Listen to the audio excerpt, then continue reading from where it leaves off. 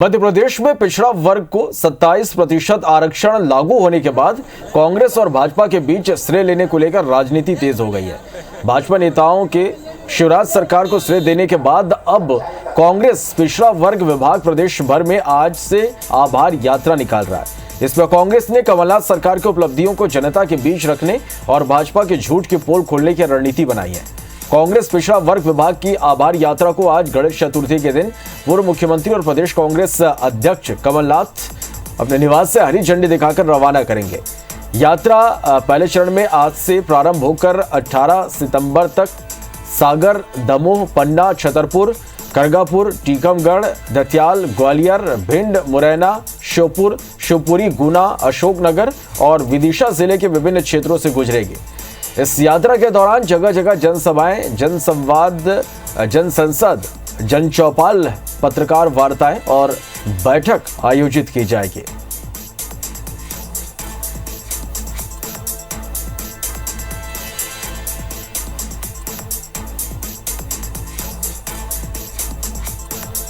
चले तो ओबीसी आरक्षण पर मध्य प्रदेश में लगातार सियासत जारी है और इस खबर पर ज्यादा जानकारी के साथ हमारे संवाददाता विवेक पटैया हमारे साथ इस वक्त लाइव जुड़ रहे हैं। विवेक, आरक्षण पर श्रेय लेने की राजनीति मध्य प्रदेश में लगातार देखने को मिल रही है और कांग्रेस आज आभार यात्रा निकालने की तैयारी में। किस तरह की तैयारी कांग्रेस के इसको लेकर?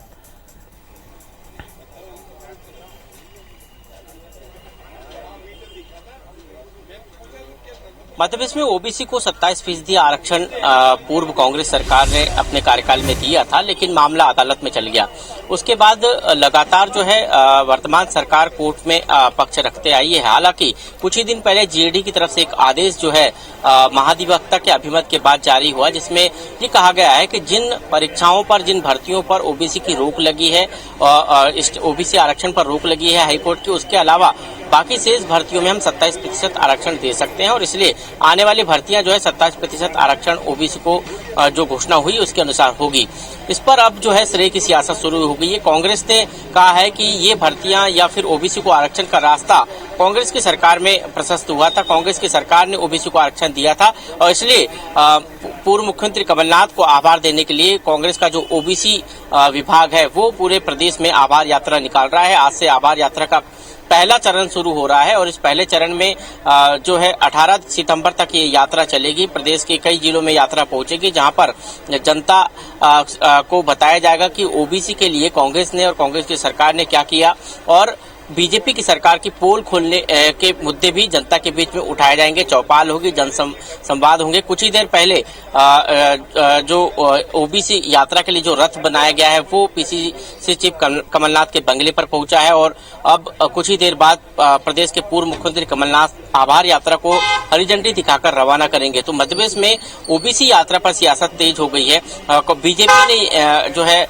आरोप लगाया है कि ओबीसी वर्ग को कांग्रेस ने जो है धोखा दिया है और इसलिए कांग्रेस को माफी मांगना चाहिए। ऐसी तमाम जो है बयानबाजी पिछले कुछ दिनों से हो रही है। अब देखना होगा कि आभार यात्रा का कितना श्रेय कांग्रेस ले पाती है।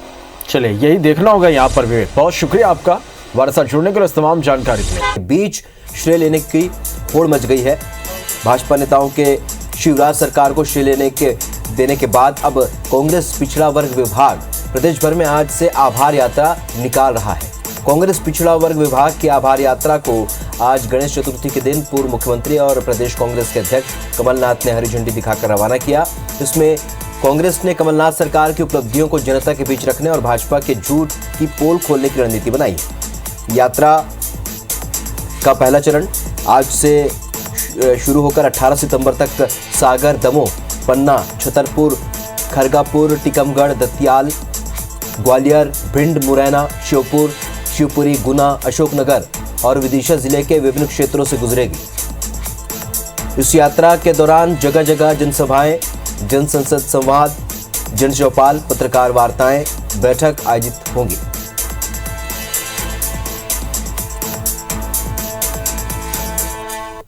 तो ओबीसी आरक्षण पर सियासत लगातार जारी है। मध्य प्रदेश में अब इसे लेकर श्रेय लेने की होड़ मची हुई है।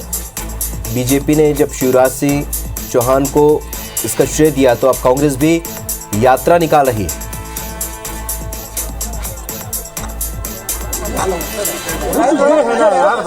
तो ओबीसी आरक्षण आभार यात्रा कांग्रेस निकाल रही है और जिसे कमलनाथ ने हरी झंडी दिखाकर रवाना किया। कई जिलों से यात्रा होकर गुजरेगी और इस दौरान प्रेस कॉन्फ्रेंस होंगे, जनसंवाद होगा, जन संसद होगा। तमाम तरीके से कांग्रेस इसे ये बताने की कोशिश करेगी जनता को कि कांग्रेस के प्रयास से 27% आरक्षण लागू हो पाया है। तो आरक्षण पर श्रेय की राजनीति लगातार जारी है। कांग्रेस ने आज आभार यात्रा की शुरुआत कर दी है। पीसीसी अध्यक्ष और पूर्व मुख्यमंत्री कमलनाथ ने झंडी दिखाकर रवाना किया इस यात्रा को, जो कि कई जिलों से होकर गुजरेगी। थोड़ा पीछे हो जाओ यार। अरे माफूल साहब पीछे हो जाओ ना, अब तो हो गया ना, नहीं हुआ। आपका कैमरा खींचता नहीं है। हो गया सर। तो इससे पहले भाजपा ने पूरा श्रेय सीएम शिवराज को दिया था और उसके बाद कांग्रेस भी अब लोगों को ये बताने के लिए उनके बीच जा रही है कि कांग्रेस के प्रयास से ही 27% आरक्षण लागू हो पाया है। इसके लिए पूर्व मुख्यमंत्री कमलनाथ ने प्रयास किए थे।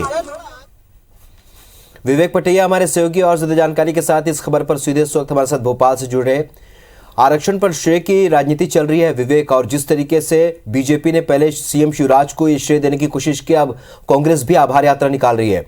तो कुल मिलाकर आभार यात्रा का उद्देश्य क्या होगा, किन किन जिलों से ये गुजरेगी और क्या कुछ मैसेज है जो जनता के बीच जाएगा?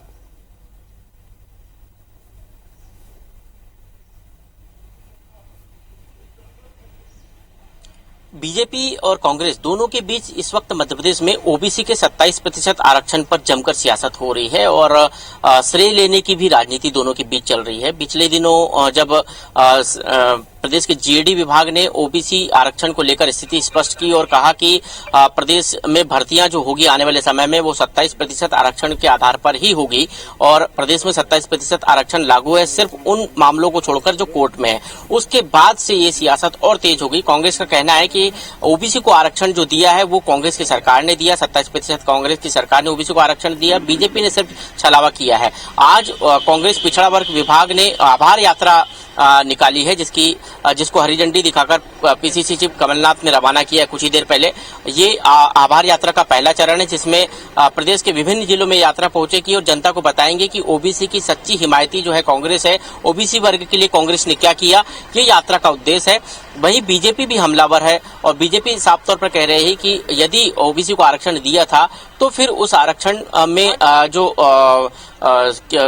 कोर्ट में जो पक्ष रखना था वो मजबूती से कांग्रेस की सरकार ने उस वक्त नहीं रखा। तो ये तमाम जो सियासत है इस वक्त इस मुद्दे पर हो रही है, लेकिन देखना होगा कि आने वाले समय में जब 2023 के चुनाव होंगे तब ओबीसी वर्ग किसके साथ जाता है। जी बिल्कुल, आप हमारे साथ बने रहिए विवेक। इस वक्त हम अपने दर्शकों को बता देते हैं कि आखिरकार राजनीति की वजह क्या और क्या कुछ बयान सामने आ रहे हैं। पूर्व मुख्यमंत्री कमलनाथ ने क्या कहा है? 28 साल शिवराज सिंह जी कहते रहे कि मैं ओबीसी का रक्षक हूं और आज तक क्या है, आज तक हमारे पिछड़ी जातियों का ओबीसी का आरक्षण 27% नहीं हुआ।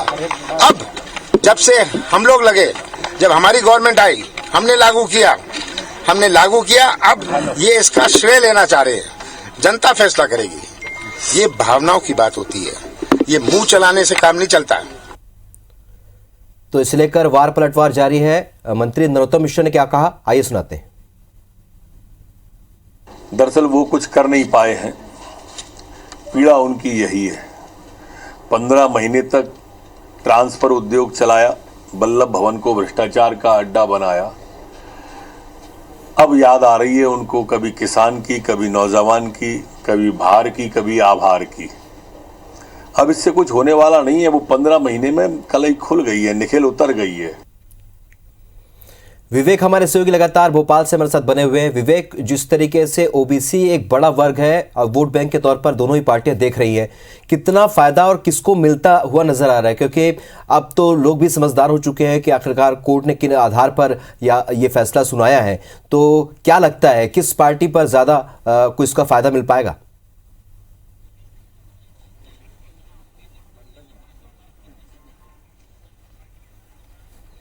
देखिए 27% ओबीसी को आरक्षण आज से नहीं, इसके पहले भी जब कांग्रेस की सरकार थी दिग्विजय सिंह की, तब भी दिया गया था, लेकिन अदालती मामलों में वो जो है उलझ कर रह गया। लेकिन एक बार फिर जब कांग्रेस की सरकार आई, फिर इस कवायद को शुरू किया गया और इस पर अब इसलिए सियासत हो रही है कि प्रदेश की करीब वर्तमान आबादी की यदि हम देखें तो करीब 56% आबादी मध्य प्रदेश में ओबीसी की है और ऐसी स्थिति में कई ऐसी विधानसभा सीटें हैं, आधे से ज्यादा, जहां पर ओबीसी वर्ग निर्णायक भूमिका में है और इसलिए ओबीसी का वोट बैंक जो है वो बीजेपी हो या कांग्रेस, दोनों के लिए काफी जो है कह सकते हैं लाभदायक होता है, काफी महत्वपूर्ण होता है और इसीलिए इस वर्ग को अपने पक्ष में करने के लिए इस तरह की कवायद चलती रहती है। हालांकि मामला अदालत में है, अब इस मामले में अदालत में 20 सितंबर को सुनवाई होनी है। आरक्षण पे सुनवाई उन 4-5 जो मामले जो अदालत में लगे हैं उन पर सुनवाई भले होनी है, लेकिन ये संपूर्ण जो ओबीसी आरक्षण है उस पर भी एक तरह से फैसला आ सकता है। लेकिन उसके पहले सरकार ने महाधिवक्ता के अभिमत के बाद जो सर्कुलर जारी किया है कि आने वाले समय में जितनी भी भर्तियां होगी उन सभी में ओबीसी को 27% आरक्षण दिया जाएगा। उसके बाद एक बार फिर श्रेय की राजनीति तेज होगी। कांग्रेस का कहना है कि हमने जो आरक्षण दिया उसके कारण ही ये 27% आरक्षण पर अब भर्तियां हो रही है, इसलिए इसके असली हकदार जो है वो कांग्रेस पार्टी है। दूसरी तरफ बीजेपी कह रही है कि कांग्रेस ने अदालत में इस मामले को फंसाया, कांग्रेस ने वकील सही नहीं खड़े किए, अदालत में पक्ष सही नहीं रखा, समय पर महाधिवक्ता उस समय खड़े नहीं हुए और इसीलिए जो है ये मामला अदालत में अभी तक चल रहा है।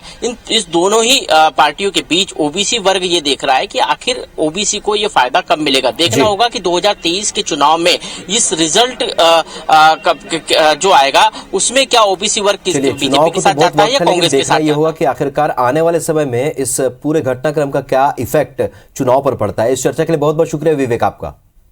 होने के बाद कांग्रेस और भाजपा के बीच श्रेय लेने को लेकर राजनीति तेज हो गई है। भाजपा नेताओं की शिवराज सरकार को श्रेय देने के बाद अब कांग्रेस पिछड़ा वर्ग विभाग प्रदेश भर में आज से आभार यात्रा निकाल रहा है।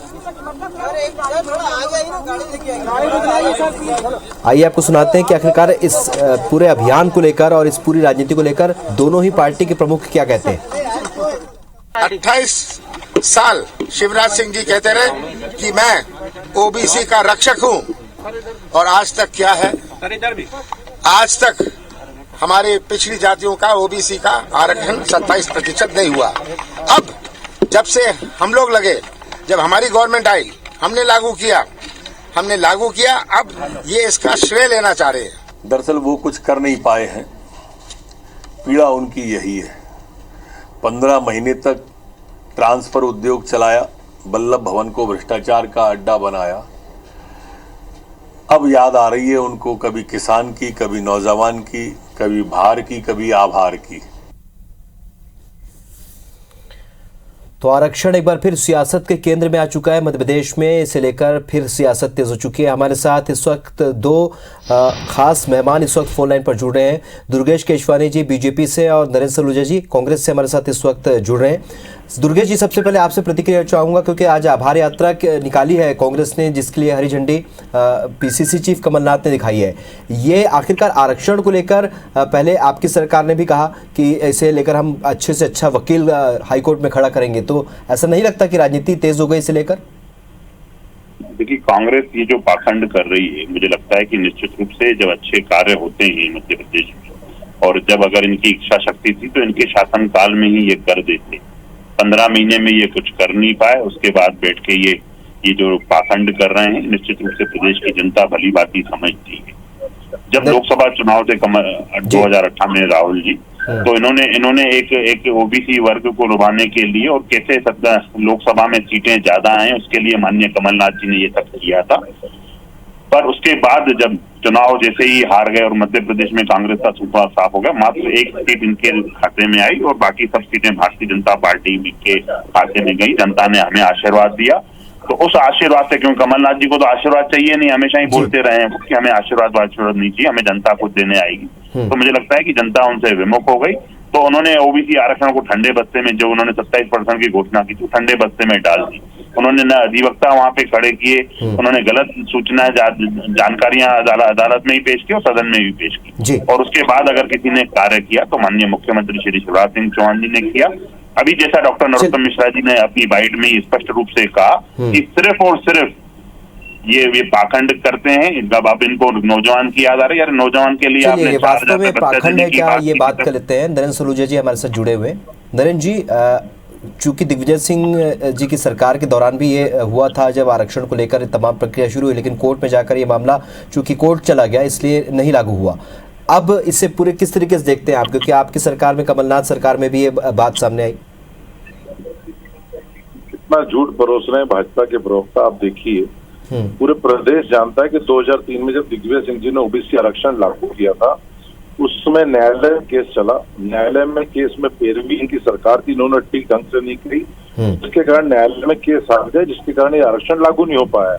उसके बाद 2014 से 18 फिर इनकी सरकार थी, खुद ओबीसी वर्ग से आते हैं शिवराज सिंह चौहान। उसके बाद भी इन्होंने 27% आरक्षण देने के लिए कोई पहल नहीं करी, कोई निर्णय नहीं लिया। 4 वर्ष में मुख्य 2019 में हमारी सरकार है, यहाँ तो हमने निर्णय लिया, आरक्षण बढ़ाया। 10 बाद न्यायालय से इस पे कुछ याचिकाएं लग गई, स्थगन हो गया। अब आप देखते हो स्थगन की आड़ लेकर इनके अतिरिक्त महाधिवक्ता ने न्यायालय में गलत अभिमत दिया। वो अभिमत दिया सामान्य प्रशासन विभाग ने जी, नियुक्तियों प्रवेश परीक्षाओं के अंदर बड़े हुए आरक्षण का लाभ मिलना बंद हो गया। और जबकि बार बार पिछड़े वर्ग कांग्रेस की मांग करते रहे कि यह अभिमत गलत दिया गया है। सिर्फ 3 भर्तियों में, पीएससी, चिकित्सा शिक्षा, शिक्षक भर्ती और मेडिकल की जो इनके अंदर रोक लगी है, लेकिन उसकी आड़ में अरे आपने अधिवक्ता क्यों नहीं खड़ा कर पाए? राहुल जी, मेरा सवाल है कांग्रेस के प्रवक्ता साथी से, क्यों नहीं इन्होंने अपने अधिवक्ता खड़े कर पाए? ये सिर्फ आप झूठ बोल रहे हैं जनता के बीच में आकर। अरे 14 साल नहीं खड़े कर पाए, 18 साल 10 दिन की बातें कर रहे हो, 10 दिन की बातें करो, 10 दिन का हिसाब मांग रहे हो। 18 साल वाले, 18 साल वाले झूठे बेईमान, हम 10 दिन का हिसाब मांग रहे हो, बेईमान लोगों को झूठ लगा रहे हैं। 10 दिन का हिसाब मांग रहे हो 18 साल वाले। कुल मिलाकर कोर्ट में मामला लंबित है, लेकिन चूंकि आरक्षण का एक विषय है और हमेशा से इस पर राजनीति होती रही। आप दोनों का मेरे साथ जुड़ने के लिए बहुत बहुत शुक्रिया। एक बार फिर मध्य प्रदेश में सियासत गरमाई है आरक्षण को लेकर, राजनीति को लेकर। यहाँ रुकेगा एक छोटे से ब्रेक के लिए, जल्द लौटते हैं।